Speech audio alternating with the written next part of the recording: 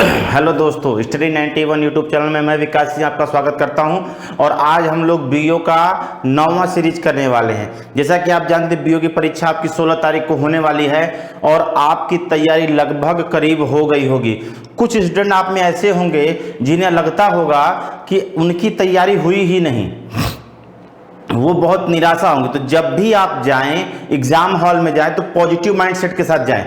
जो होगा वो होगा, उससे मतलब नहीं है। लेकिन एग्जाम हॉल में आपको क्या करना है, पॉजिटिव माइंड से जाना। आप पॉजिटिव माइंड के जाएंगे कि आप ये मान के चलिए एग्जाम में कि जो आपको नहीं आता है ना, वो आएगा ही नहीं। ठीक है, जो आपको नहीं आता है वो आएगा नहीं। बिल्कुल एकदम पॉजिटिव माइंड से जाइए, जो होगा वो देखा जाएगा, बात की बात है। लेकिन अगर आप ये सोच के डरे सहमे जाएंगे कि नहीं, मेरी तो तैयारी ही कंप्लीट नहीं हुई, मैं जा ही नहीं पाऊंगा, तो आपको समस्या होने वाली। क्यों? क्योंकि फिर आता हुआ क्वेश्चन भी आप क्या करेंगे, भूल जाएंगे। लेकिन अगर आप ये मान के जा रहे हैं कि नहीं, जो नहीं आता वो हमको नहीं आएगा परीक्षा में, जो आपने पढ़ा है वो कभी भी नहीं आएगा, तो आपका दिमाग अच्छा होगा और अच्छे से अच्छे क्वेश्चन आप कर पाएंगे, है ना। तो आप बिल्कुल एकदम पॉजिटिव माइंडसेट के साथ जाइए। और रही बात रीजनिंग की, तो रीजनिंग की जिन लोगों ने हमारे साथ 8 और 9 वीडियो में लगातार देखा है, 8 वीडियो तक, उनके लिए कोई दिक्कत नहीं। जिन लोगों ने नहीं देखा है, सिर्फ आप ये 8 वीडियो के क्वेश्चन का स्क्रीनशॉट ले लीजिए, स्क्रीनशॉट लेकर इसको सॉल्व कर लीजिए, स्क्रीनशॉट लेकर इसको सॉल्व कर लीजिए। और इतना ही आपके लिए सफिशिएंट है, ये मैं वादे के साथ कहता हूं कि इतना ही क्वेश्चन आपके लिए सफिशिएंट है, ये मैं वादे के साथ कहता हूं। बिल्कुल आप निराश नहीं होंगे। हाँ, इन 8 सीरीज के कुछ क्वेश्चंस के आंसर गलत है, या कुछ लगाने में लेफ्ट का राइट, राइट का लेफ्ट हो गया है, तो इन सब गलतियों को आप क्या करें, मैनेज करें, है ना। इन सब गलतियों को आप मैनेज कर नजरअंदाज करें। क्यों? क्योंकि हो सकता है बोर्ड पे दिमाग में इधर उधर हो जाता है, क्योंकि हम भी इंसान हैं। हम ऐसा नहीं कि बहुत बड़ा महासमी है तो इधर उधर है, तो उसको अगर आप कॉन्सेप्ट क्लियर है तो प्लीज आप कोई दिक्कत नहीं है, हो जाता है गलती। तो 2-4 क्वेश्चन ऐसे हैं जिनके आंसर आपको कम या ज्यादा कुछ इधर उधर होगा, तो उसको आप स्किप कर जाइए, क्योंकि एग्जाम में भी तो कुछ क्वेश्चन गलत होते हैं। इंसान जो काम करेगा उसमें गलतियां होंगी। लेकिन आप ये क्या करें कि सभी क्वेश्चन के स्क्रीनशॉट ले लें, या आपके लिए अच्छा है कि आप हमारे एप्लीकेशन पे जाएं। एग्जाम हॉल में जाने से पहले आप हमारे एप्लीकेशन पे जाएं और जो भी रीजनिंग का हमने आपको सॉल्व कराया है, उन सारे पेपर को एक बार सॉल्व कर लें। उन सारे पेपर को एक बार सॉल्व करने, इतना आपके लिए पर्याप्त होगा। और ये आप खुद कहेंगे जब आप पेपर दे के आएंगे। तो आपको एग्जाम में जब भी जाना है, पॉजिटिव माइंडसेट के साथ जाना है, और कोई दिक्कत नहीं। आज हम 9वां सीरीज कर रहे हैं और एक अंतिम सीरीज 10वां और आएगा, और 10वें सीरीज के बाद जो है आपके एग्जाम में कोई दिक्कत होने वाली नहीं है। तो जो लोग भी हमारे साथ 8 वीडियो को नहीं देखा है, आप प्लीज या तो वीडियो समय हो तो वीडियो देख लें, या फिर हमारे एप्लीकेशन को आप प्ले स्टोर से डाउनलोड कर स्टडी 91 के, वहां पे एग्जाम सेगमेंट पे जाएं और वहां पे आपको सारी टेस्ट सीरीज एग्जाम के अकॉर्डिंग मिल जाएगी। या फिर नीचे जो है वीडियो के नीचे डिस्क्रिप्शन बॉक्स में वो आपकी लिंक शेयर होगी, वहां पे क्लिक करेंगे तो सीधे आप टेस्ट में चले जाएंगे। ठीक है, तो आज हम 9वीं सीरीज शुरू करते हैं और उम्मीद है आप ऊर्जावान होंगे, अच्छे से होंगे, और हमेशा पॉजिटिव माइंडसेट करिए, है ना। कि इतना मान के चलिए कि जो आपको नहीं आता है वो परीक्षा में पूछा नहीं जाएगा। चलिए हम लोग शुरू करते हैं। देखिए क्या कह रहा है प्रश्न, कि निम्न 4 में से 3 किसी न किसी प्रकार से समान है और एक समूह का निर्माण करते हैं, कौन इस समूह में नहीं आता। वर्गीकरण का क्वेश्चन है ना, वर्गीकरण का क्वेश्चन है, कौन इस समूह में नहीं आता। ये वर्गीकरण का क्वेश्चन हमको बताना, परिकल्पना, धारणा, प्रेक्षण और प्रयोग, है ना। अब इसमें अगर आप देखें तो इसका आंसर हो जाएगा क्या, प्रयोग, है ना। इसका आंसर क्या होगा, प्रयोग होगा। क्यों प्रयोग होगा? क्योंकि देखिए परिकल्पना क्या है, कल्पना से परे, है ना। कल्पना से परे मतलब जो हम सोच भी नहीं सकते वो किया जाए, वो आपकी क्या है, परिकल्पना है। और हम सोच लें उस चीज को, तो बताइए दिमागी क्रिया है कि शारीरिक क्रिया है, तो आप कहेंगे दिमागी क्रिया है ना। जैसे कुछ चीजें ऐसी हैं जो एंशिएंट काल के अकॉर्डिंग अगर हम सोचें तो बिल्कुल मुमकिन नहीं था। जैसे आज से अगर 50, 60, 100, 70 साल पहले किसी व्यक्ति ने यह कहा कि मैं रहूंगा इलाहाबाद और तुम रहोगे दिल्ली, और हम दोनों के एक दूसरे को देखते हुए बात करेंगे, तो उसको लोगों ने क्या कहा होगा, पागल कहा होगा। लेकिन आज ये पॉसिबल है। आप देखिए एंशिएंट काल में बहुत ऐसे उदाहरण मिलते हैं जो हम आज सिद्ध कर पाए। जैसे अगर आप देखें तो रामायण में जब परशुराम जी जाते हैं राम जी धनुष तोड़ते हैं सीता स्वयंवर के समय, तो परशुराम जी जाते हैं और वो कहते हैं कि जो है किसने धनुष तोड़ा, तो राम जी बड़ी प्रेम से उनसे बात करते हैं, नाथ शंभु धनु भंजन यारा होई है को एक दास तुम्हारा, है ना, आपने पढ़ा होगा ये दोहा, ठीक है। तो उसमें जब लक्ष्मण जी सुनते हैं तो क्या कहते हैं, क्या कहते हैं कि जो, एक लाइन उनकी ये है कि जो तुहार अनुशासन पाऊं कंदुक यू ब्रह्मांड उठाऊं, मतलब उन्होंने बता दिया, राम जी से कहते हैं कि आप इनकी बिंदी क्यों कर रहे हैं, आप हमें आदेश दीजिए, मैं गेंद के समान पूरे ब्रह्मांड को उठा सकता हूं। मतलब उन्होंने एक बात उन्होंने कह दिया था, कंदुक मतलब गेंद, गेंद क्या होता है, गोल होता है, तो उन्होंने एक बात कह दिया कि ब्रह्मांड है, पृथ्वी क्या है, गोल है, और वो बात क्या है, आज वैज्ञानिकों ने सिद्ध करके दिखाया कि पृथ्वी गोल है। जैसे आप देखें कि वायु में मार्ग, ये आज बता पाई है दुनिया, लेकिन रामायण में हमने वो वायु मार्ग से सीता का अपहरण भी करा दिया, सीता जी का। तो कहने का मतलब ये है कि परिकल्पना क्या है, दिमागी क्रिया नहीं है, दिमागी क्रिया है, सारी क्रिया नहीं है। धारणा, धारणा मतलब क्या है, सोच, है ना, प्रेक्षणा भी क्या है, सोच है, लेकिन प्रयोग क्या है, ये सारी क्रिया प्रयोग, दिमाग से नहीं, शरीर का इन्वॉल्वमेंट इसमें जरूरी है, तो इसका आंसर हो जाएगा प्रयोग, ठीक है। क्यों, क्योंकि बाकी सभी क्या है, दिमागी क्रियाएं हैं, और प्रयोग क्या है, सारी क्रिया है।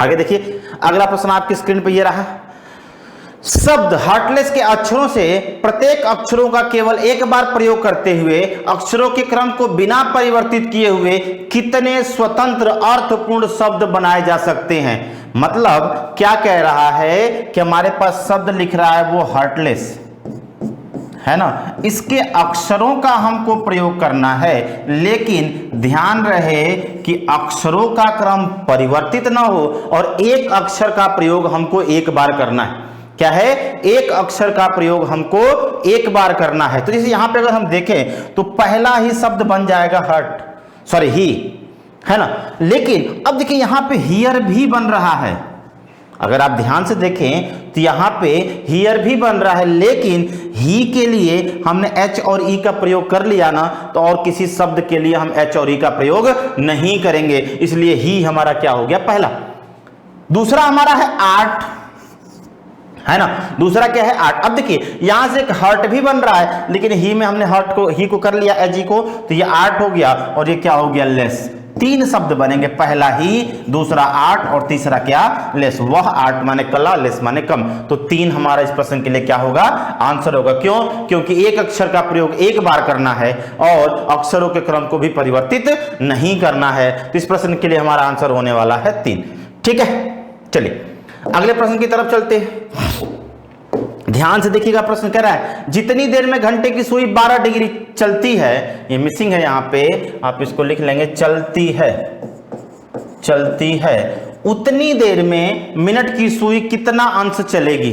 ध्यान दीजिएगा, अगर हम आपसे बात करें कि जैसे एक व्यक्ति, आपको कहीं भी जाना हो, सपोज कीजिए प्रयागराज या इलाहाबाद से आपको कहीं जाना हो, लखनऊ जाना हो, है ना, तो आप कहेंगे कि दो साधन है आपके पास, बस है और ट्रेन है। कहे जितनी देर में ट्रेन रायबरेली पहुंचेगी, बस उतनी देर में क्या करेगी, लखनऊ पहुंचा देगी। तो इसका मतलब क्या है कि ट्रेन द्वारा लिया गया समय और बस के द्वारा लिया गया समय क्या है, बराबर है। मतलब जितनी देर और उतनी देर, यहां शब्द मिलता है ना, जितनी देर और उतनी देर, ये दोनों शब्द क्या है, कांस्टेंट है, मतलब टाइम कांस्टेंट है ना, टाइम क्या है, कांस्टेंट है, और हमको देखना है कुछ कांस्टेंट टाइम में इनका जो है आंसर क्या होगा। तो जब भी हम बात करें कि टाइम कांस्टेंट रहने पे जो अनुपात होता है आवर व मिनट का, वो क्या होता है, आवर व मिनट का जो अनुपात होता है, अनुपात होता है वो क्या होता है, 1:12 का होता है ना, 1:12 क्या होता है, 12 का होता है। तो कितना है, घंटे की सुई 12 डिग्री है, तो इधर कितना हो जाएगा, 144, और यही हो गया हमारा राइट आंसर। कुछ लोगों को यह अनुपात समझ में नहीं आया होगा कि यह अनुपात 1:12 कैसे आया, तो उसको जरा समझिएगा। टाइम कांस्टेंट कर लें, कोई भी टाइम ले सकते हैं आप, 1 मिनट ले सकते हैं, 1 घंटा ले सकते हैं, कोई भी टाइम ले सकते हैं, ठीक। तो मान लीजिए कि आप ले लिए 1 मिनट, है ना, 1 मिनट, तो 1 मिनट में घंटे की सुई कितना चलती है, तो आप कहेंगे कि घंटे की सुई चलती है 1/2 डिग्री, और मिनट की सुई चलती है 6 डिग्री, है ना। घंटे की सुई 1/2 डिग्री और मिनट की सुई कितना चलती है, 6 डिग्री। तो ये अनुपात क्या हो जाएगा, 1:12 हो जाएगा ना। अब कहें कि ये 1/2 कैसे आया और 1/6 कैसे आया, तो भी समझ लीजिए। जैसे यहाँ पे हम बात करेंगे सिर्फ मिनट वाली सुई की, है ना। ये देखिए जरा सा,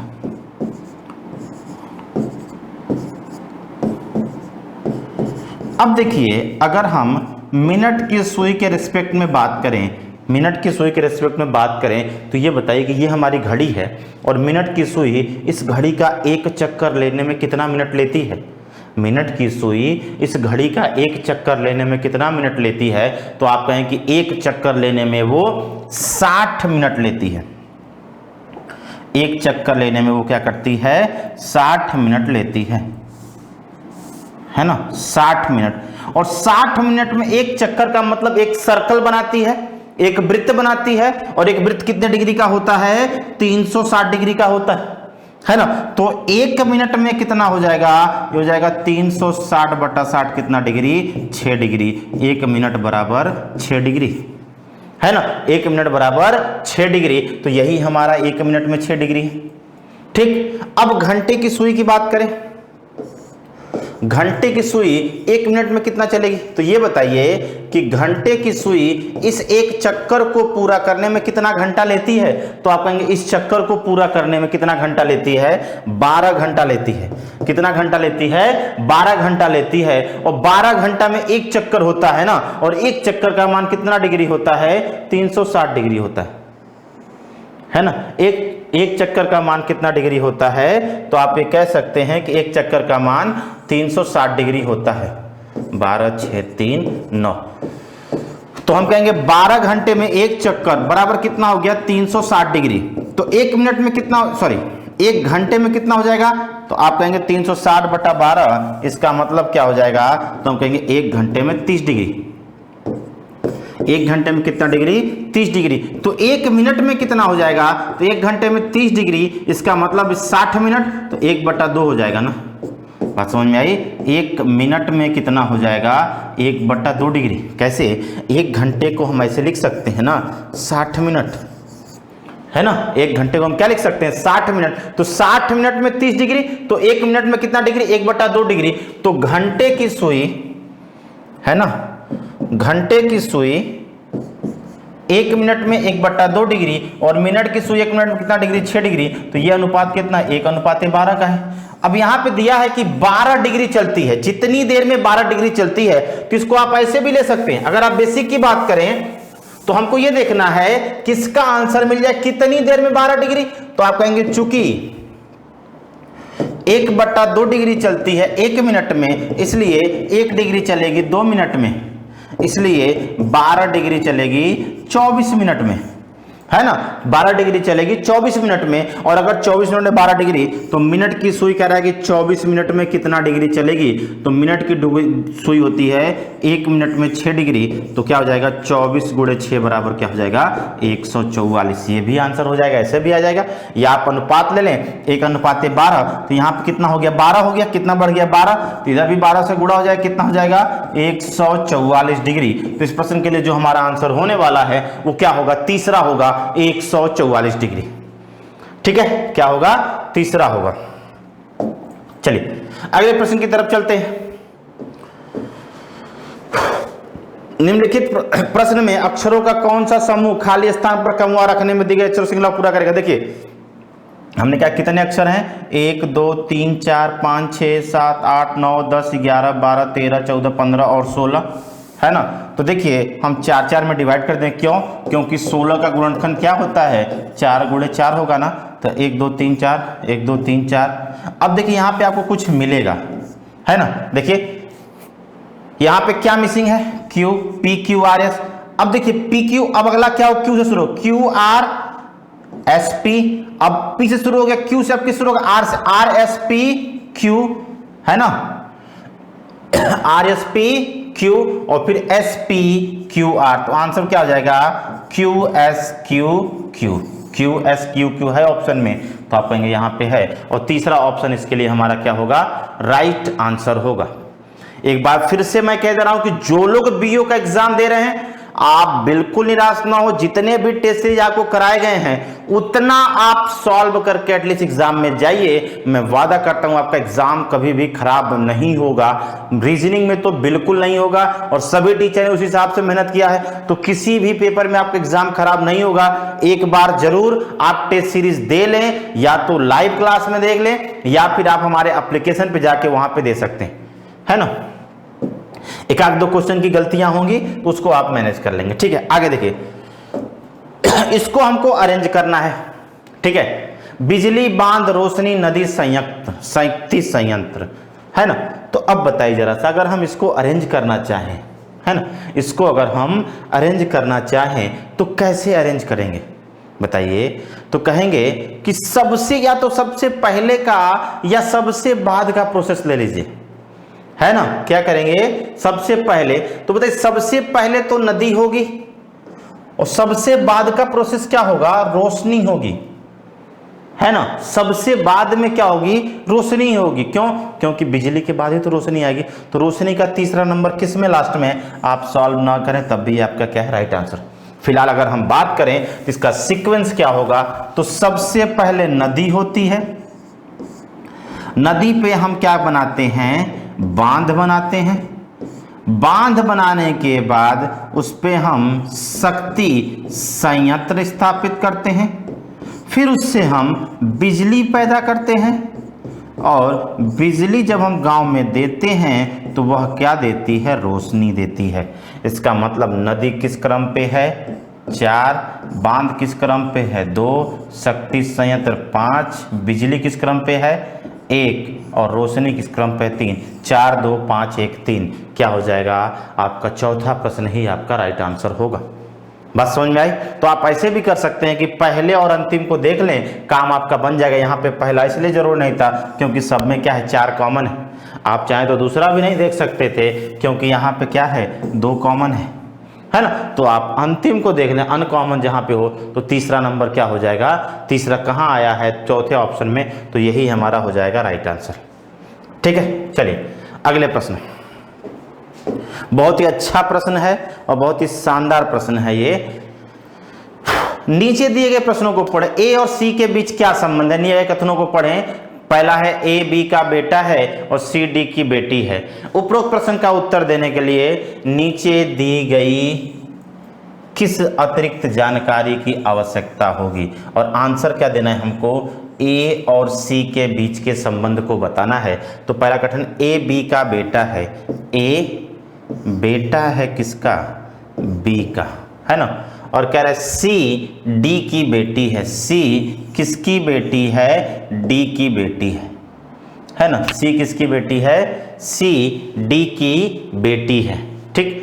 अब देखिए हमें कुछ ऐसा रिलेशन चाहिए जो इनको और इनको जोड़ दे, कोई भी रिलेशन इनमें स्थापित कर दे, वैसा ही रिलेशन हमको देखना है। अगर ये स्थापित हो गए तो ये भी जुड़ जाएंगे, या डायरेक्ट हमको ए सी के बारे में कुछ इंफॉर्मेशन मिल जाए, डायरेक्ट हमको क्या मिले, ए और सी के बारे में कुछ इंफॉर्मेशन मिल जाए, तब भी हम इसको कर सकते हैं, ठीक है। तो कह रहा है ए सी से बड़ा है, क्या कुछ इंफॉर्मेशन मिल रहा है, यहां पे साइज की बात कर रहा है, रिलेशन की बात नहीं कर रहा है, इससे काम नहीं होगा। यहां पे भी साइज की बात कर रहा है, ये भी रिलेशन काम नहीं करेगा। बी पुरुष है और डी महिला है, ये भी काम नहीं करे। क्यों, क्योंकि ये संबंध नहीं बता रहा है, जेंडर डिसाइड कर रहा है और जेंडर से कुछ काम होने वाला नहीं है। लेकिन अगर हम चौथे को ले लें कि डी क्या है, बी की पत्नी है, डी किसकी पत्नी है, बी की पत्नी है, अब काम बन जाएगा। क्यों, ये पति है, ये पत्नी है, इसकी पुत्री और इसका पुत्र है, तो ये दोनों क्या हो जाएंगे, भाई बहन, ए सी का रिलेशन मिल जाएगा। तो हमके किस अतिरिक्त जानकारी की आवश्यकता होगी, तो चौथे ऑप्शन की क्या होगी, आवश्यकता होगी, चौथे ऑप्शन की आवश्यकता होगी।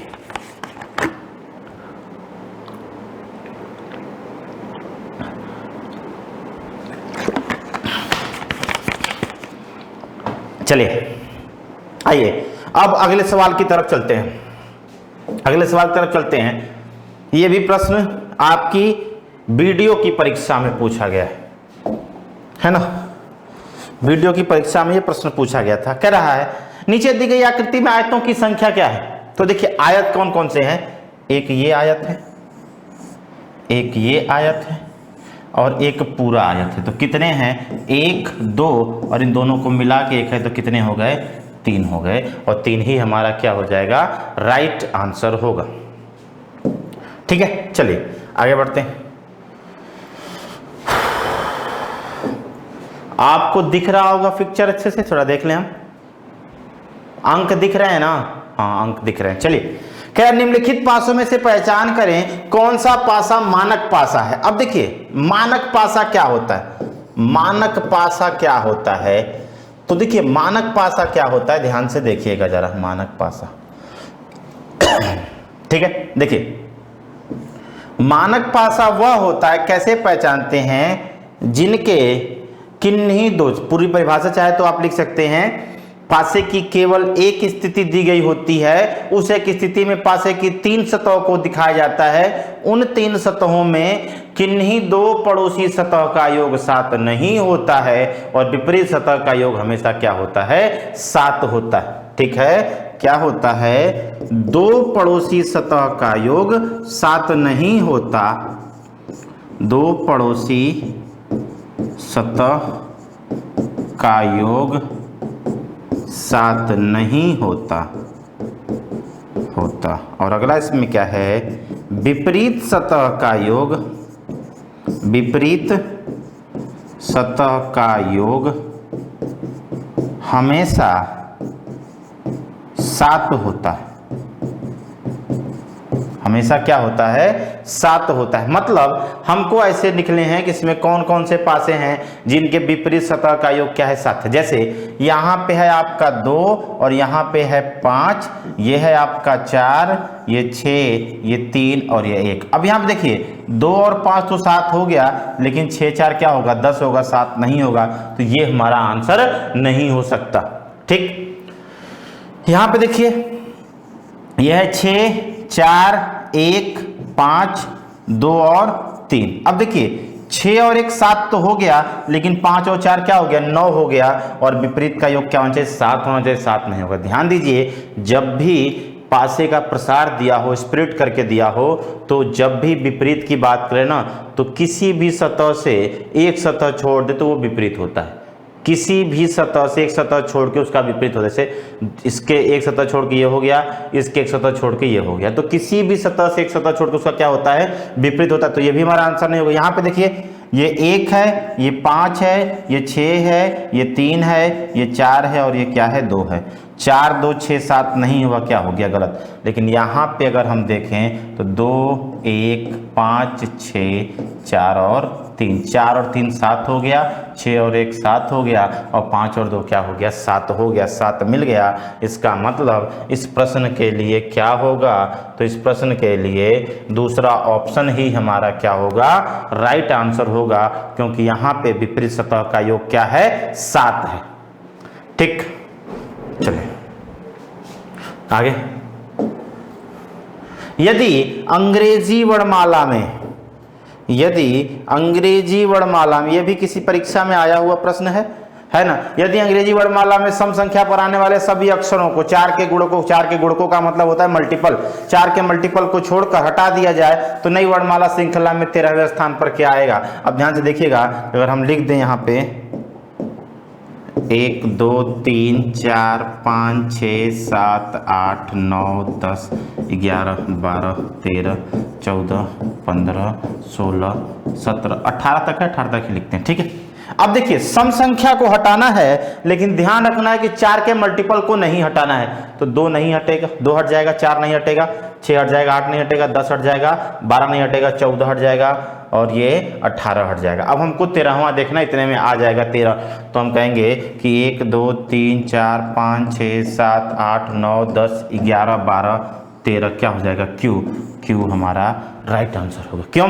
क्योंकि सम संख्या को हटाना है, लेकिन सम संख्या में ऐसी संख्याओं को नहीं हटाना है जो आपका 4 का मल्टीपल हो। ऐसी संख्याओं को नहीं हटाना है जो 4 का मल्टीपल हो। तो 4 8 12 और 16 क्या होगा? नहीं हटेगा। ठीक है, चलिए आगे। कह रहा है सभी छात्र शिक्षक है, कुछ शिक्षक प्रधानाचार्य हैं, तार्किक कौन सा उत्तर करता है? तो देखिए कुछ छात्र, सभी छात्र शिक्षक से कुछ शिक्षक छात्र नहीं है, कुछ शिक्षक प्रधानाचार्य से क्या हो जाएगा? कुछ प्रधानाचार्य क्या है? शिक्षक हैं, ये मिल जाएगा। तो तीसरा ऑप्शन ही हमारा क्या होगा? राइट आंसर होगा इस प्रश्न के लिए, तीसरा ऑप्शन। ठीक, चलिए अगला प्रश्न देखिए। यहां पे क्या कह रहा है कि दाएं से 31वें से दाएं तरफ 17वें स्थान पर कौन सा होगा? तो दाएं से 31वें के दाएं 17वें, है ना, सॉरी दोनों 17 हो गया, दाएं से 31वें के दाएं 17वें क्या हो जाएगा बताइए? तो राइट और राइट माइनस होता है, तो दाएं से 14वां अक्षर क्या हो जाएगा? 1 2 3 4 5 6 7 8 9 10 11 12 13 14 क्या हो जाएगा? यू। इस प्रश्न के लिए जो हमारा राइट आंसर होने वाला है वो क्या होने वाला है? यू होने वाला है। तो यू हमारा क्या होगा? राइट आंसर होगा। ठीक, चलिए आगे देखिए। पूछा है असंगत ढूंढिए, है ना, क्या करना है? असंगत को ढूंढना है। जरा सभी लोग ढूंढ के बताएं क्या हो जाएगा? जैसे इसको ढूंढिए असंगत को।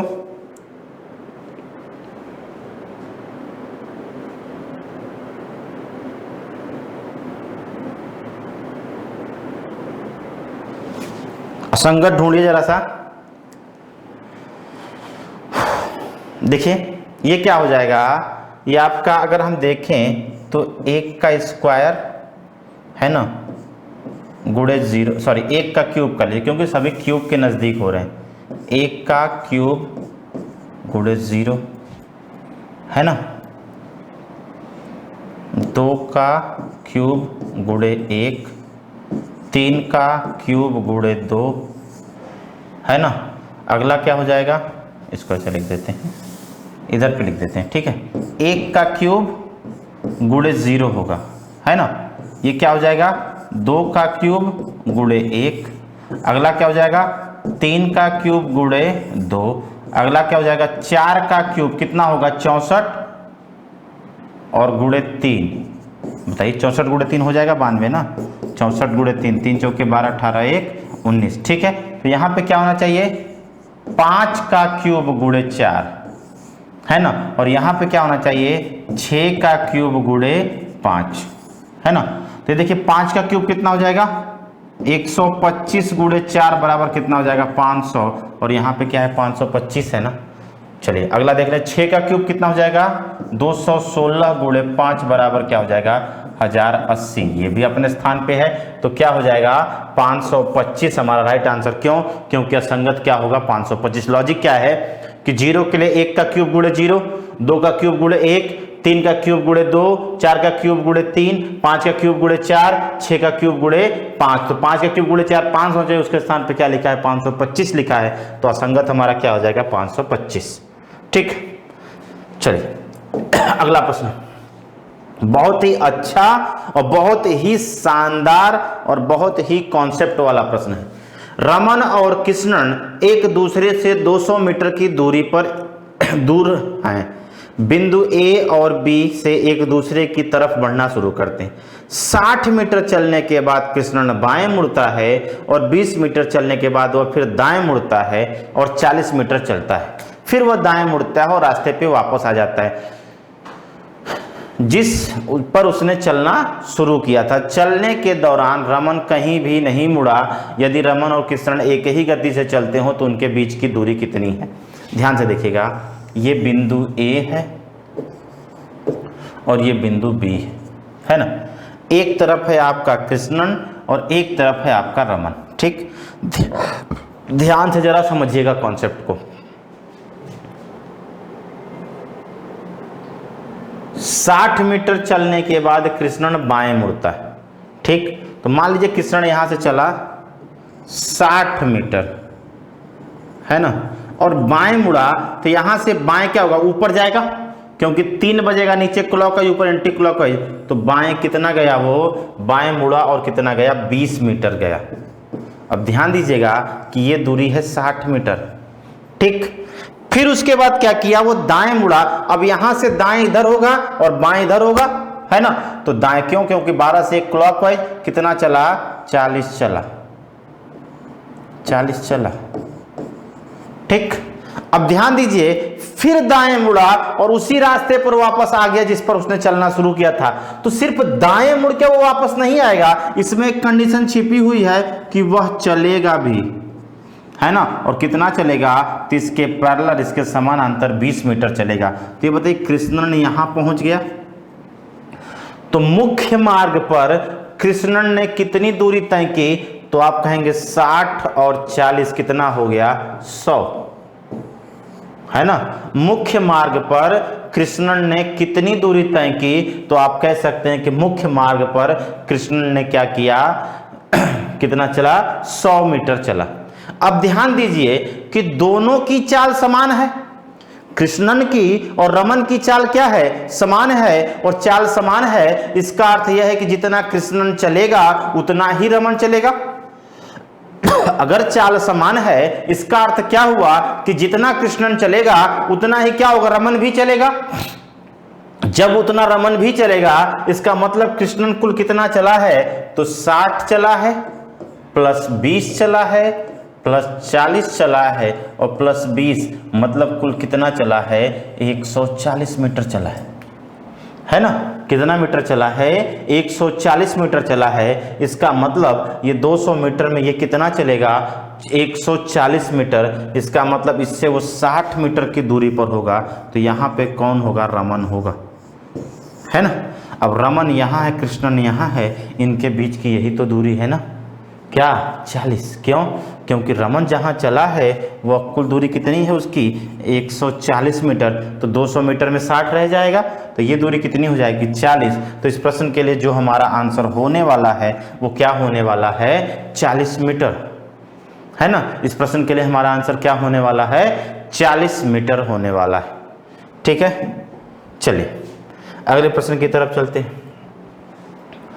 आगे देखिए,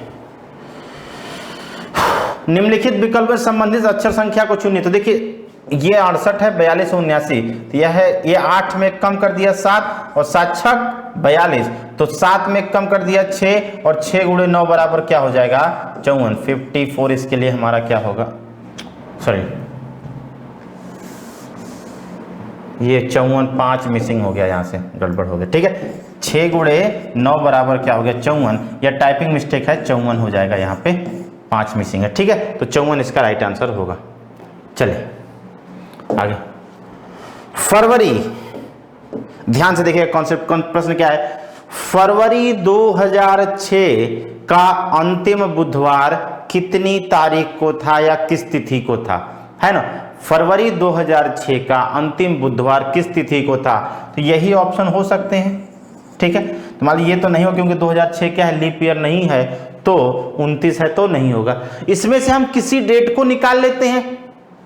जैसे मान लीजिए कि हमने 18 को निकाल लिया, बुधवार, मंगलवार या सोमवार, कुछ भी निकाल लिया। अगर 18 को सोमवार है तो 19 20 ऐसे हो जाएगा, काउंट करके हम निकाल लेंगे कि 18 को सोमवार है तो 19 को मंगलवार, 20 को बुधवार। अगर मान लीजिए 18 को मंगलवार आ गया तो 19 को बुधवार, अगर 18 को आ गया तो इसे निकाल लेंगे। तो हम कोई डेट निकाल लेते हैं, हम 20 का डेट निकाल लेते हैं, 21 फरवरी 2006 को हम निकाल लेते हैं। कौन सा दिन है, हम 1 तारीख को भी निकाल सकते हैं, हम 28 तारीख भी निकाल सकते हैं, कुछ भी निकाल सकते हैं। चूंकि ऑप्शन में 20, 21 और 8 है, इसलिए हम यहां से कोई एक ऑप्शन उठा लिया।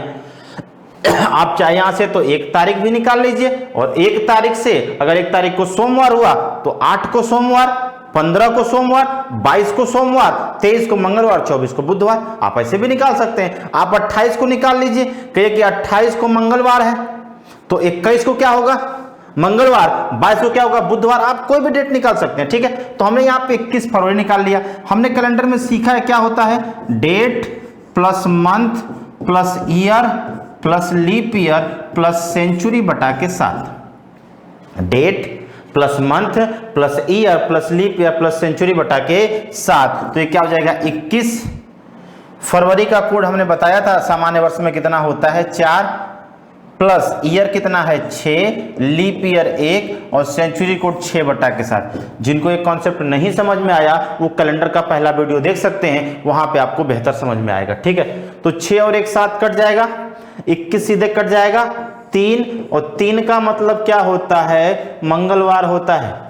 ध्यान, जिस कॉन्सेप्ट पे हमने पढ़ा था वो 3 का मतलब क्या है, मंगलवार है। इसका अर्थ यह है कि 21 फरवरी 2006 को मंगलवार है, तो बताइए 22 को क्या हो जाएगा, बुधवार हो जाएगा। और 22 अंतिम बुधवार होगा, क्यों, क्योंकि 22 और 7 क्या हो जाएगा, अगला बुधवार 29 तारीख को आएगा, लेकिन 2006 क्या है, सामान्य वर्ष है, तो यहाँ 28 तारीख के बाद क्या हो जाएगा, दिन बदल जाएगा। तो इस प्रश्न के लिए जो हमारा आंसर होने वाला है वो क्या होने वाला है, 22 फरवरी या 22 तारीख।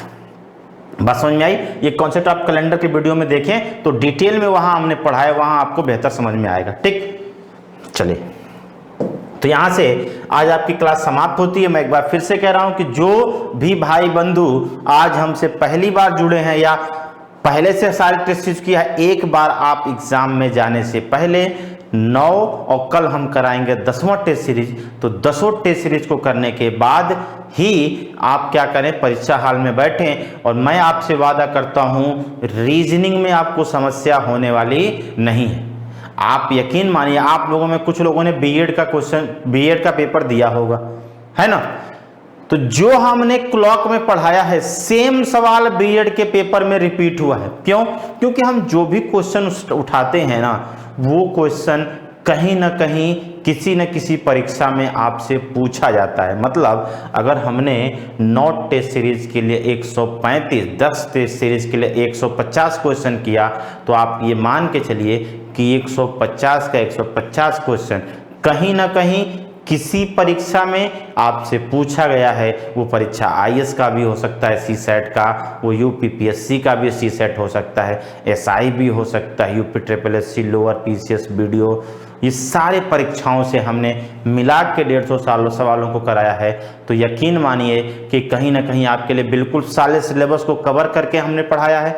तो सारा सिलेबस भी आपका रिमाइंड में रहेगा, है ना, एक मेमोराइज हो जाएगा अगर आपने पढ़ा होगा। तो नहीं पढ़ा है कोई बात नहीं, हम एक क्लास 2 PM पे पढ़ाते हैं, वहां पे आप पूरा कोर्स कर सकते हैं, कोई दिक्कत नहीं है, फ्री में।